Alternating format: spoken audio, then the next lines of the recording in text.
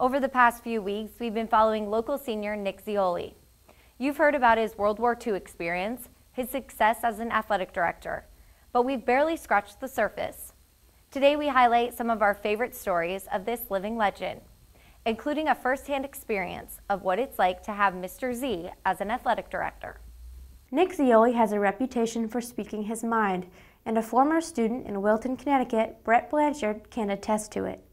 Mr. Z was the overseer of all athletics. So whenever you went down to high school, no matter what age you were, he seemed to be there. And he's this fire plug of a guy. And by the way, he's one of the most unchanged guys. He's 90-something now. And I'm talking about, I knew him in the 60s. And so, I went to high school in the 70s, and he's everywhere. He would bounce around. He was out on the football field when I played. He's out on the track when I was track captain out there. He'd come over to me, and just this powerful presence despite being half my size. And yeah, so you all knew Mr. Z. And then I ran indoor track in the Nick Zeoli Fieldhouse, and it was named after him when he was there. That's actually much more unusual than people think. Usually they name, unfortunately, when people are gone. Yeah, and so every town knew Mr. Z. When speaking to the local newspaper about his retirement as athletic director, he was quoted saying, "I am going to miss the coaches, teachers, and the kids, but I won't miss the parents." Nick's tell-it-like-it-is personality earned him friends and a few foes. During a time where prejudice ran rapid, Nick Zeoli stood up for athletes. He was a coach in the 60s.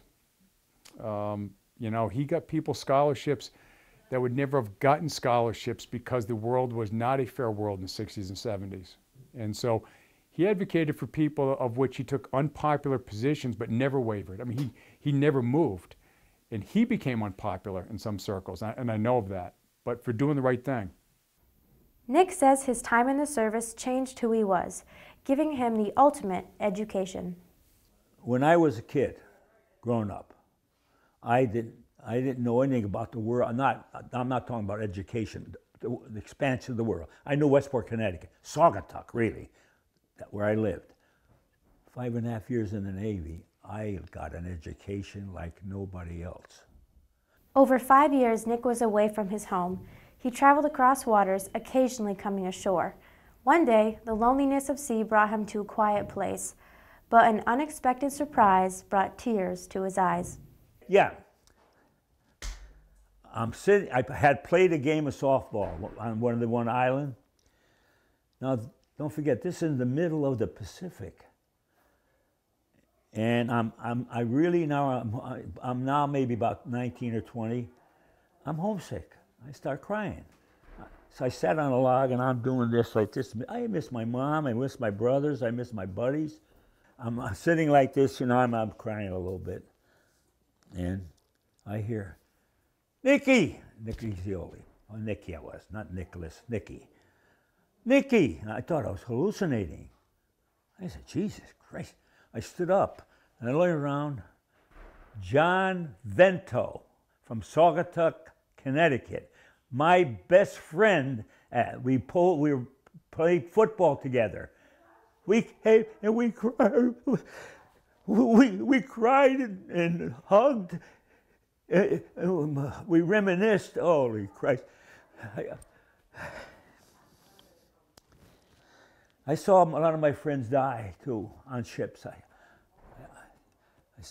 saw another guy lost his leg. I went to see his ship, and they said his leg was gone. Anyway, I get choked up a little bit. Anyway, John Vento, and we hugged.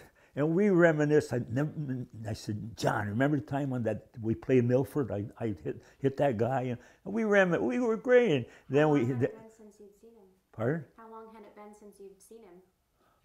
Maybe 2 years, maybe 3. Anyway, it was 5.5 years totally there. Anyway, but we hugged and we just reminisced. Then he said, "I got to go," and I said, "I got to go too," and we hugged each other and went our ways.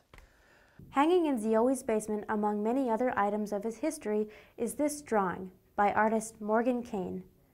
Turning Zeoli into a caricature seems fitting, complete with a halo.